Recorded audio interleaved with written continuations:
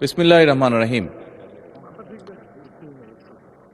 মাননীয় স্পিকার, মাননীয় সকল সদস্যবৃন্দ, আমি প্রথমেই মাননীয় বিরোধী দলীয় নেতা এবং বিরোধী দলীয় সকল মাননীয় সংসদ সদস্যবৃন্দকে ধন্যবাদ জানাচ্ছি।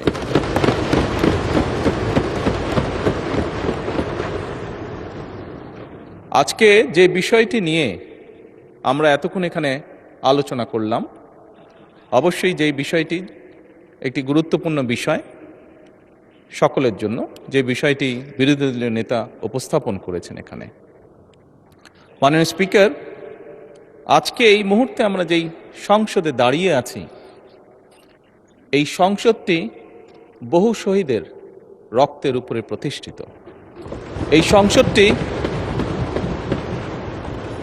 সংসদটি বাংলাদেশের মানুষের আগামী দিনের ভবিষ্যৎ, সুন্দর একটি ভবিষ্যৎ কিভাবে প্রতিষ্ঠিত হবে, বাংলাদেশের মানুষের সেই আশা আকাঙ্ক্ষার উপরে প্রতিষ্ঠিত। মাননীয় স্পিকার,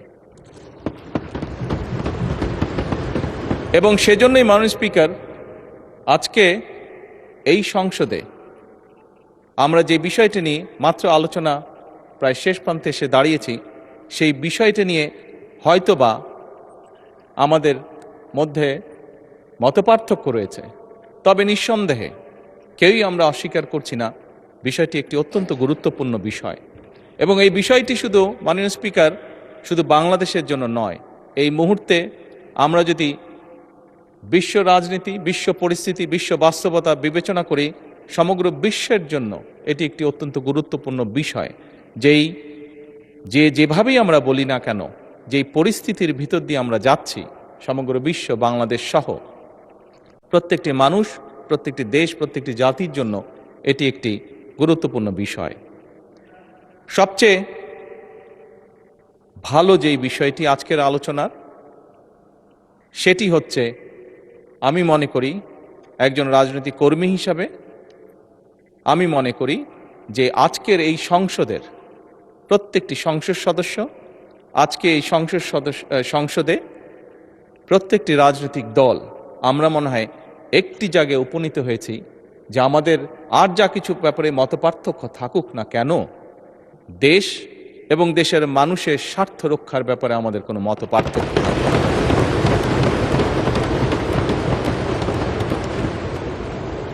মাননীয় স্পিকার,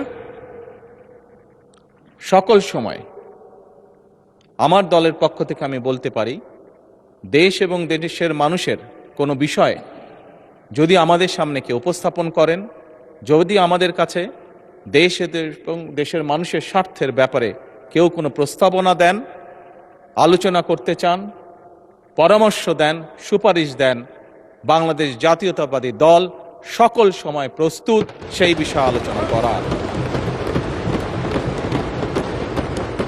সেটি আমরা যে অবস্থানেই থাকি না কেন, সকল সময় আমরা সেই প্রস্তাব গ্রহণ করতে, সেই প্রস্তাবে আলোচনা করতে আমরা রাজি আছি।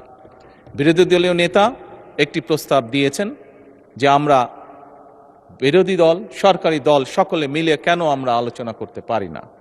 আমি সংসদকে অবহিত করতে চাই সংসদ নেতা হিসাবে যে অবশ্যই আমরা বিরোধী দলকে আমন্ত্রণ জানাবো, আমাদের অবস্থান থেকে আমরা বসবো, আমরা আলোচনা করব, আমরা ওনাদের প্রস্তাব দেখব। যদি ওনাদের প্রস্তাবে বাস্তবতার নিরিখে যদি কোনো কিছু থাকে যেটি বাস্তবায়ন করা সম্ভব, অবশ্যই আমরা তা করব। কেন করব না আমরা? কারণ আমরা যে অবস্থানেই, যে এই ফ্লোরে যেদিকেই বসি না কেন, বাংলাদেশের মানুষ আমাদেরকে এখানে পাঠিয়েছে তাদের স্বার্থ দেখার জন্য। কাজেই বাংলাদেশের মানুষের স্বার্থ, যে আলোচনা করলে বাংলাদেশের মানুষের স্বার্থ রক্ষা হবে, যে কাজ করলে বাংলাদেশের মানুষের স্বার্থ রক্ষা হবে, ইনশাল্লাহ আমরা অবশ্যই সে কাজ করব।